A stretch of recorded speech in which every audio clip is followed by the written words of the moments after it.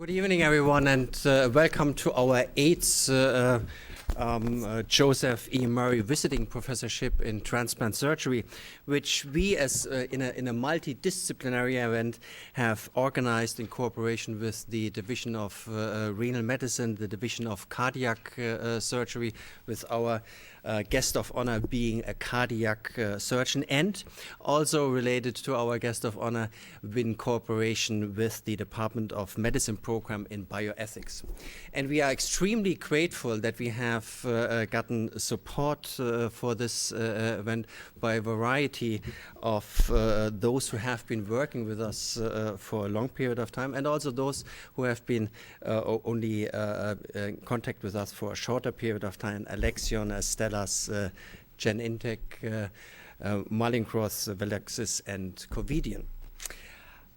This has been a wonderful series of lectures, now in its 8th year, and we have had 7 outstanding lectures so far, and I know that is going to put some pressure on Dr. Lavee, but I'm sure he can stand this, and I'm sure that we will hear an outstanding presentation on his particular contributions in the field.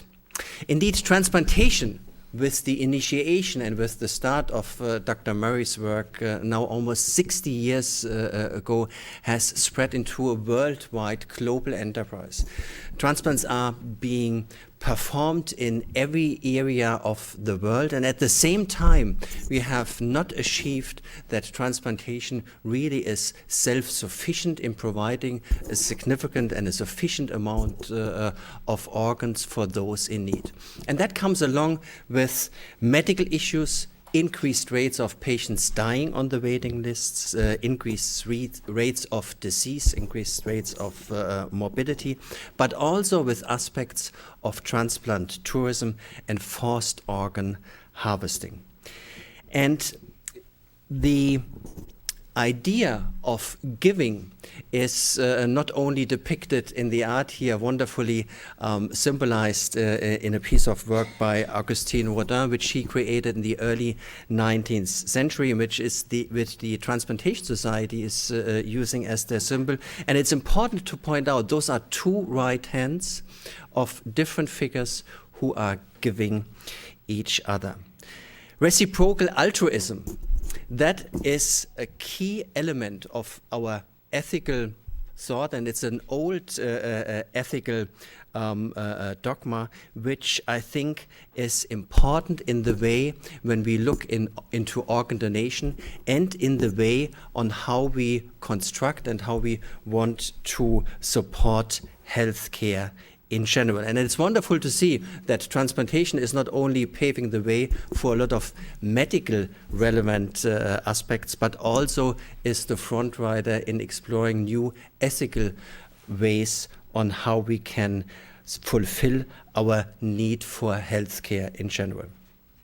And it's with this that I'm extremely pleased to introduce to you Dr. Jacob Lavee. For those of you who do not know him, Jay is a cardiac surgeon from Tel Aviv who is directing there the cardiac transplant program. He is a previous president of the Israeli Transplant Society, the Society of Cardiothoracic Surgery. He is a board member of the custodian group of the Istanbul Declaration, and he has contributed with many publications in the area of organ allocation, donation, but also in an area which you may discuss with him during our following reception, and he is not going to talk about organ procurement and organ preservation. So we are very proud and very happy and excited looking forward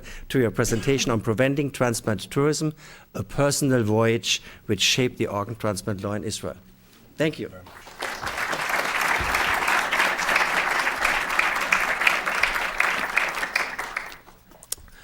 Thank you so much, Dr. Tullius, Mrs. Mori, daughter, ladies and gentlemen. I really thank you for your kind introduction, Dr. Tullius. I wish only my parents could be here and hear it. It is really, I watched the presentation that preceded my presentation of the previous Joseph Murray professor. It's humbly and with great reverence that I stand here today, ladies and gentlemen, before you to deliver the annual Joseph Murray Visiting Professor Memorial Lecture.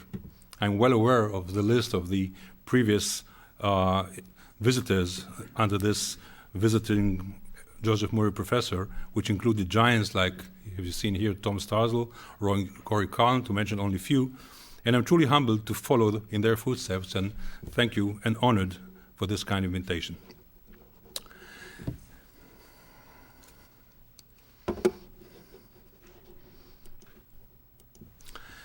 I'm quite sure that when Dr. Murray first performed here the legendary first successful kidney transplantation, for which he was later honored with the Nobel Prize in medicine, he could never envision the sinister direction into which the exciting new field of medicine, which he founded, organ transplantation, would be led to.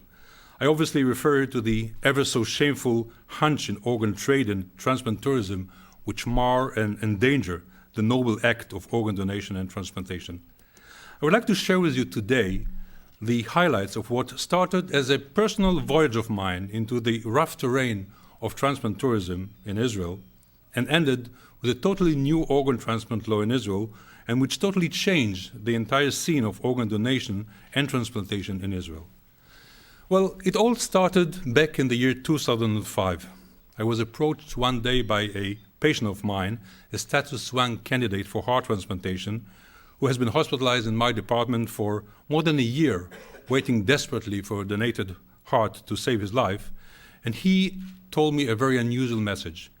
He reported he was fed up with the endless waiting for a suitable heart donor to become available, and he was told by his medical insurance company to go to China in 2 weeks' time, as he was scheduled to undergo a heart transplantation on a pre-specific date. And I looked at him and asked, how come they can schedule a heart transplant on a pre-specific date? And he said he didn't bother to inquire. That's what they told him, and that's what he's going to do. And ladies and gentlemen, that's exactly what happened. The gentleman went to China and got his heart transplant on the exact date as promised ahead of time. In order to understand the background to this story, you have first to be aware of the very grim status of organ donation and transplantation in Israel up to that year.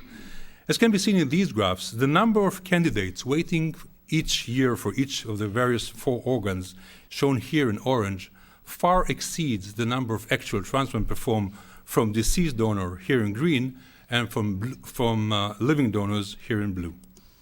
Shown otherwise, the donation rate from deceased donor per million population in Israel has been always amongst the lowest amongst most other Western countries, being, for example, in the year 2010, 8, as you can see on the right-hand corner, compared, for example, to the United States, 25 at that year. The causes for the low organ donation rate in Israel has always been multifactorial. However, one of the major causes has been generous reimbursement of transplant tourism by Israeli insurance agencies and sick funds, which have always fully covered most of the expenses of these operations performed anywhere around the globe. This reimbursement of transplant tourism was motivated by the combined desire to help the patient in need while cutting the cost of treating end-stage organ failure, and was provided by these companies irrespective of the legality of the process in a distant destination due to lack of any legal restraints in Israel up to that time. For years, and up to 2005, China has been one of the major venues for Israeli patients to get a kidney transplant. And for years I heard these stories from my colleagues, the kidney transplant surgeons, but assuming these were living donors cases over there in China, and being myself a heart transplant surgeon, I didn't really bother to inquire about it. My patient, as I told you, was the first Israeli patient who went to China and underwent heart transplantation over there, and the fact that you can get it on a pre-specific date, pre-scheduled date, got me researching. It didn't take me too long to find that in 1984, China enacted its temporary rules concerning utilization of corpses or organs from corpses of executed criminals, which stipulate that the corpses of or organs of executed prisoners can be used for medical purposes under any of these circumstances. If no one claims the body, if the prisoner slated for execution volunteers to have his corpse so used, or if the family consents for his organ donation. The rules under this law imply that the use of corpses or organs of executed criminals must be kept strictly secret, and attention must be paid to avoid any negative repercussions. A special surgical vehicle, such as the one seen here from the health department, may be permitted to drive onto the execution grounds to remove the organs, but it is not permitted for workers on this vehicle to use or to bear any health department insignia or to wear any white clothes. Guards must remain posted around the execution grounds while the operation for organ removal is going on. For years, this practice of using organs from executed prisoners has been officially denied by all Chinese authorities. And then in June 2001, Dr. Wang Guoqi, a former doctor in Tianjin, China, who was urged to take an active part in forced organ harvesting after execution and sought asylum in the United States, testified before the Subcommittee on International Operations and Human Rights of the United States House of Representatives. In his detailed and emotional testimony, Dr. Guoqi shed light for the first time on forced organ harvesting from executed prisoners without their consent and outlined the process in which these inmates were executed. With your permission, I would like to quote to you now some excerpts of his testimony, which was crucial to the understanding of the magnitude of the evil we were facing in this case. So we started by saying, my name is Dr. Wang Guoqi. I am a 30-year-old physician from the People's Republic of China. I became a specialist in the burn unit at the paramilitary police Tianjin General Brigade Hospital. My work required me to remove skin and corneas from the corpses of over 100 executed prisoners and on a couple of occasions, victims of intentionally botched executions. In order to secure a corpse from the execution grounds, security officers and court units were given the red envelopes with cash amounting to anywhere between $24 and $60 per corpse. Then, after the execution, the body would be rushed to the autopsy room rather than to the crematorium, and we would extract skin, kidneys, livers, bones, and corneas for research and experimental purposes. The skin was subsequently sold to burn victims for $1.20 per square centimeter. Section Chief Jing would notify us of upcoming execution. We would put an order in for the number of corpses we wanted to dissect, and I would give him $36 per cadaver. The money exchange took place at the Higher People's Court, and no receipts or evidence of the transaction would be exchanged. Once notified of an execution, our section chief would prepare all the necessary equipment and arrive at the crematorium, and we would arrive in plain clothes with all official license plates and our vehicles replaced with civilian ones.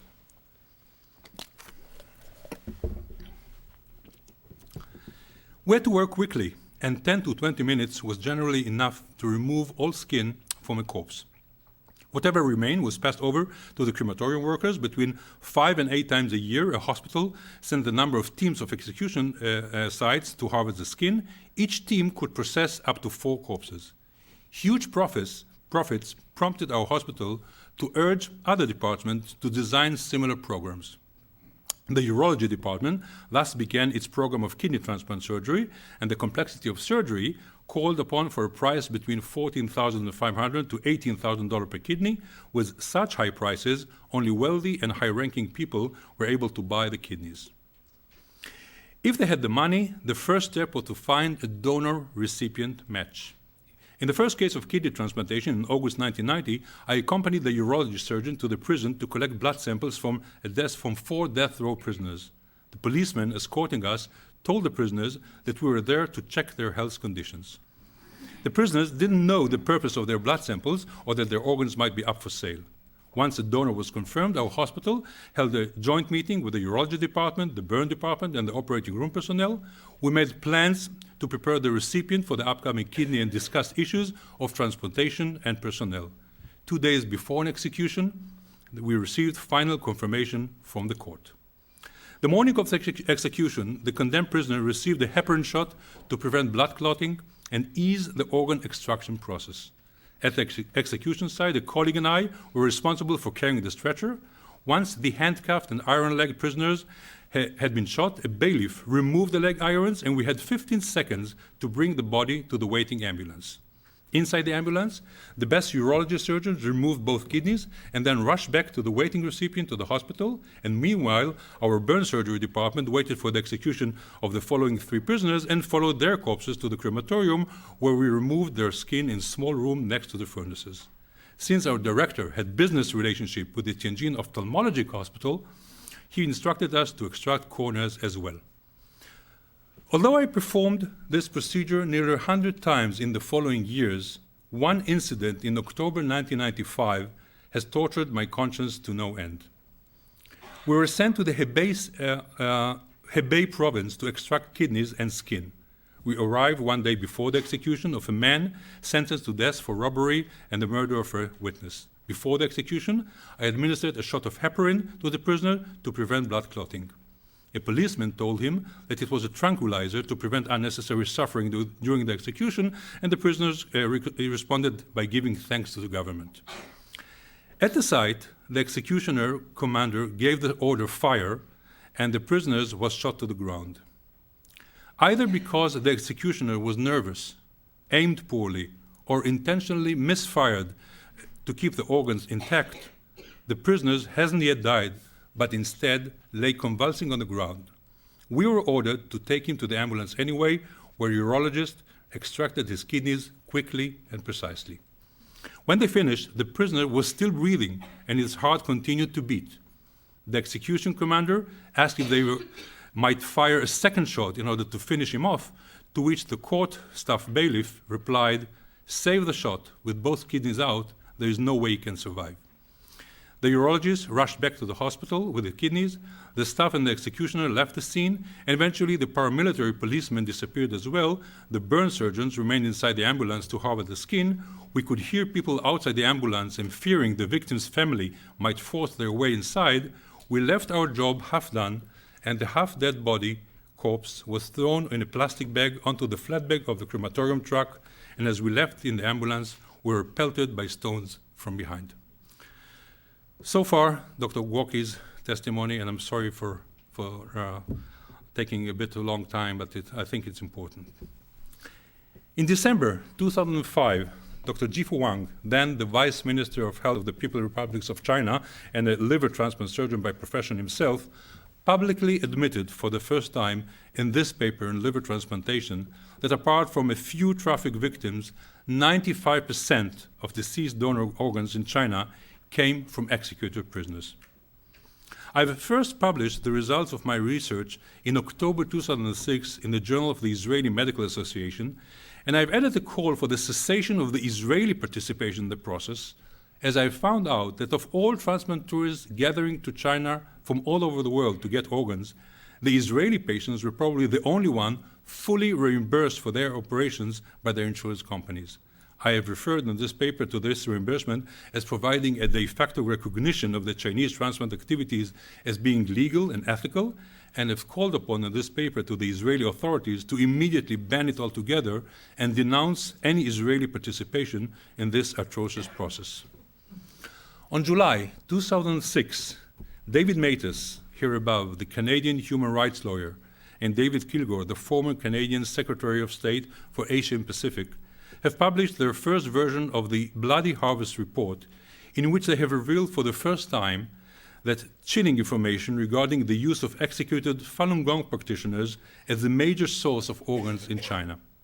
They conclude in their report that we believe that there has been and continues today to be a large-scale organ seizures from unwilling Falun Gong practitioners. They have concluded that the government of China and its agencies in numerous parts of the country, in particular hospitals, but also detention centers and people courts, since 1999 have put to death a large but unknown number of Falun Gong practitioners and prisoners of conscience. Their vital organs, including kidneys, liver, corneas, and hearts, were seized involuntarily for the sale for high prices, sometimes to foreigners who normally face long waits for voluntary donation of such organs in their home countries. I have therefore published an extended version of my original plea in another Israeli medical journal, which was titled by the editor Shooting and Cutting, this time adding the results of the Matus and Kilgore Bloody Harvest report. It took some time following these publications for the Israeli lay press to pick up my call, first with only few and modest articles like this one, or like this one, and then I needed to publish another op-ed on the same topic, which I titled Jewish Heart in China, which was published in the local most popular news portal. But then Israel's most widespread newspaper has published an extensive expose titled They Do Not Have a Heart, Organ Trade Made in China, which was actually based on the research which I made and gave all the details about the trade in executed prisoners' organ in China. And along with the follow-up TV report which followed that expose, all have contributed to the public awareness of this issue. Following these publications, the Israeli parliament, together with our Ministry of Health, has initiated a legislative procedure which lasted over 2 years, in which I and several of my colleagues were intimately involved with the members of parliament, and which resulted in March 2008, as you can see here, with the Organ Transplant Law, which is unique and groundbreaking in several aspects. The Israeli law defines and outlaws organ trade by stating first that a person should not receive any compensation in exchange for an organ which has been procured or is planned to be procured from his or another person's body, whether the organ has been procured during the person's life or after his death. Second, a person should not give any compensation in exchange for an organ which has been transplanted or is planned to be transplanted in his or another person's body. And most importantly, a person should not act directly or indirectly as a middleman between an organ donor and recipient for the purpose of procuring or transplanting an organ, if a promise for a forbidden compensation to another person has been given in exchange for procuring an organ, nor should the person receive any compensation acting as a middleman under the above circumstances. Chapter 36 of our law states that a person who will perform any of the above will be sentenced to 3 years in jail and will be fined according to the penalty law, and most importantly, that the orders of clauses 1 to 3 above will apply whether the organ procurement or transplant will be performed within Israel or outside Israel, rendering our law to become extraterritorial. Finally, our law states that the orders under this chapter do not preclude performance of organ transplant in a country outside Israel, and including reimbursement by an Israeli body of organ transplantation performed outside Israel, as long as both of the following are maintained. First, the procurement of the organ and its transplantation have to be performed according to the law in the country under discussion, but second, the orders against organ trade, as stipulated in the Israeli law, should be kept. It should be mentioned here that the Israeli law has been legislated exactly 1 month before the representative of 78 countries around the world have gathered in Istanbul following the joint initiative of the Transplantation Society and the International Society of Nephrology, and formulated the Declaration of Istanbul, which, as most of you, I hope, know, addresses and defines organ trafficking, transplant commercialism, traveling for transplantation and transplant tourism, yet the Israeli law, as you've seen here, is in total alignment with the declaration's spirit and dictum. As you should know, the declaration states, among others, that jurisdictions, countries, and regions should strive to achieve self-sufficiency in organ donation by providing a sufficient number of organs for residents in need from within the country or through regional cooperation. It states that collaboration between countries is not inconsistent with national self-sufficiency as long as the collaboration protects the vulnerable, promotes equality between donor and recipient population, and doesn't violate this principle. And finally, it states that treatment of patients from outside the country or jurisdiction is only acceptable if it doesn't undermine a country's ability to provide transplant services of its own population. So, shortly after the Israeli law has been accepted by our parliament, rules have been issued immediately ordering all Israeli insurance agencies and sick funds to stop immediately reimbursing any transplant performed on Israelis in countries in which illegal organ trade or transplant tourism has been known to take place. And these rules were immediately implemented by the insurance companies, and this brought transplant tourism from Israel to China since 2008 to a complete and abrupt halt halt, and since then not a single Israeli patient went anymore to China to undergo any organ transplantation in that country. Furthermore, these rules had also helped to minimize the total number of transplant tourism from Israel to other hotspots in the world, such as the Philippines, Sri Lanka, and Colombia, to mention only a few.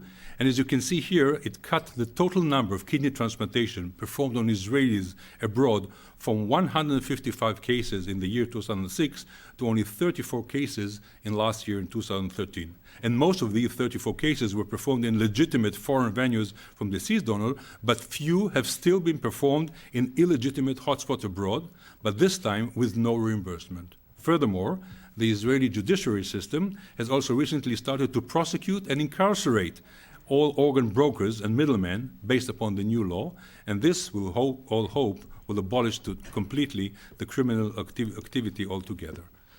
Our law has been successful not only in closing the doors of outgoing transplant tourism from Israel, as I've just shown you, but also in increasing significantly organ donation from within Israel, both from deceased and from living donors, but more details about these unique measures will be detailed by me tomorrow morning in the surgical grand rounds.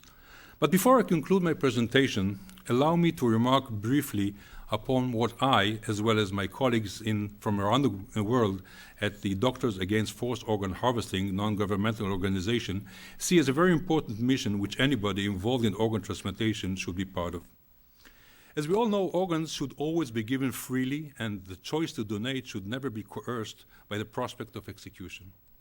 Obtaining organs for transplantation from executed prisoners has been unequivocally denounced by international society such as the Nuremberg Code, the Helsinki Declaration, the Belmont Report, Amnesty International, the World Health Organization, and most recently, as I said, by the Declaration of Istanbul and by the European Parliament. Yet, the number of donors and transplants in China just don't add up. Between 2003 and 2009, there were only 130 freely donated organs in China amongst a population of over 1.3 billion. If applied to the prisoner cohort, the average consent rate of the Chinese populace would require millions of executions each year to ensure a sufficient number of donors for the 10,000 transplants performed annually in this country. Yet, although data which relates to the number of executions performed in China remains elusive, estimates range from only, you may say only, 3,000 to 5,000 cases of execution annually. So, where do the missing thousands of donors come from? Various investigators, whose reports can be found in this recently published book, have estimated that forced organ harvesting from Falun Gong practitioners and other prisoners of conscience resulted in approximately 65,000 targeted executions between the year 2000 and 2008, drawn from a pool of between 500,000 and 1 million Falun Gong practitioners incarcerated in the Laogai system at any given time. Following continuous international criticism, mainly by the Transplantation Society, Jifu Wang, who is now the head of the National Organ Transplantation Committee in China, has announced in August 2013 that China will start phasing out its decade-long practice of using organs from executed prisoners from November 2013 as it pushes to mandate the use of organs from ethical sources. On October 2013, the National Organ Transplant Committee held a meeting in Hangzhou to promulgate the Hangzhou Resolution, which supposedly set the stage for a major reform in the Chinese organ procurement and allocation policy and was expected by Western observers on side to conclude the reliance of transplant centers on the use of organs from executed prisoners. It called for a commitment of transplant centers to ensure that the source of organs is in compliance with internationally ethical standards and was followed by a written commitment of the cessation of use of organs from executed prisoners by the leaders of 36 transplant centers, as can be seen in this photograph. On November 2013, exactly a year ago, Jifu Wang has once again reiterated China's plan to end its controversial practice of the use of organs from executed prisoners for transplant, this time pushing the target date by around middle of next year.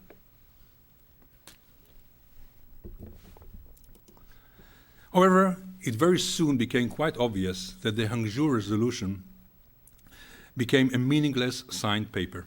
Website of Chinese medical center, like this one you see here, continue to offer organs for transplantation, such as kidneys and lungs, for transplanteurs from all over the world. In July 2014, only a few months ago, the China Daily reported that China is set to further strengthen the regulation of organ donation from executed prisoners and integrate it into the existing public voluntary organ donation and allocation system. Jifu Wang was quoted in this paper saying that by doing that, organs from death row prisoners used for life-saving operation are secured in a fair, transparent, and corruption-free manner, and he most importantly was quoted saying that we will regulate the issue by including voluntary organ donation by executed prisoners in the nation's public organ donation system to help ensure an open and fair practice. In other words, no more phasing out of the use of organs from executed prisoners, but instead the integration of executed prisoners' organs into the computerized allocation process is a step to whitewash these organs in an unethical manner. Moreover, recent reports from China indicate that the Red Cross Society of China has been officially recruited as the organization that will be in charge of organ donation and allocation in China. Several recent publications point very clearly out the dubious ethical standards practiced by this organization, which is reported of being financially motivated, corrupt, and exploitative of the economically vulnerable. For example, this paper reported that the majority of so-called voluntary donation in the first 2 years of the pilot organ donation system, which was announced by Jifu Wang, were obtained by the Red Cross Society of China by paying families of deceased individuals large sums of money, sometimes equivalent to up to a couple of years their annual income, in order for them to give their consent for the donation of their loved one organs. And so, the Transplantation Society, under the leadership of Frank Delmonico, which is right here on the first row, has recently published this open letter addressed to Xi Jinping, the President of the People's Republic of China, calling upon him for an immediate and sustained resolve to monitor compliance by Chinese professionals in performing organ donation and transplantation in accordance with international standards. So what should be the proposed recommendation for stopping forced organ harvesting in China? The international community needs a firm action from China to abolish the law which currently permits the use of organs from executed prisoners and ban their use under any condition, to fully implement such a ban without any delay in all hospitals, including military hospitals, regardless of the burden it will impose on the waiting list for organ transplantation, to stop promoting transplant tourism, and most important, to facilitate international monitoring to verify these changes.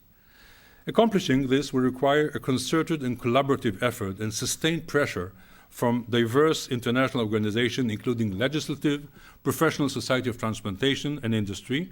And for the sake of time, I will not detail our recommendation, but any one of you who is interested and to become involved in this is welcome to read our recommendation in this recently published paper in the American Journal of Transplantation. So, ladies and gentlemen, in conclusion, I think the best way to conclude this presentation would be to use the well-known butterfly effect, which all of you know is the effect in which a butterfly flapping its wing in South America can affect the weather in Central Park, or in our case, a single patient's unique and unethical acquisition of an organ procured from an executed prisoner in China had a major impact on the Israeli Book of Law.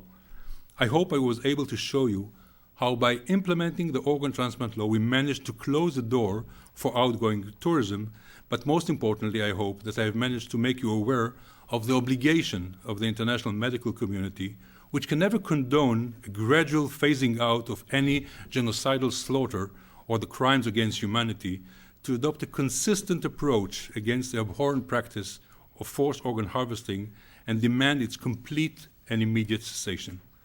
And finally, let me borrow the concluding citation from a personal hero of mine and a very good friend, who again is seated here in the first row, Professor Frank Delmonico, who concluded his recent and last TTS presidential address with this beautiful quote from George Bernard Shaw.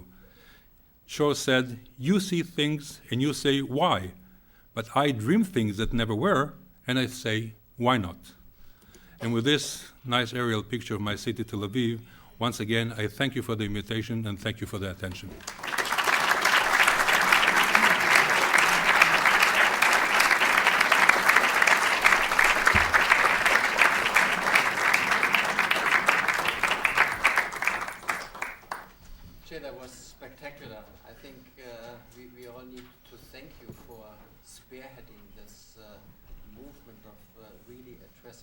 this practice which needs to be condemned. And I think you have contributed tremendously, both in bringing this to our attention, and it was very impressive to hear the silence in this room while we were going through the beginnings of your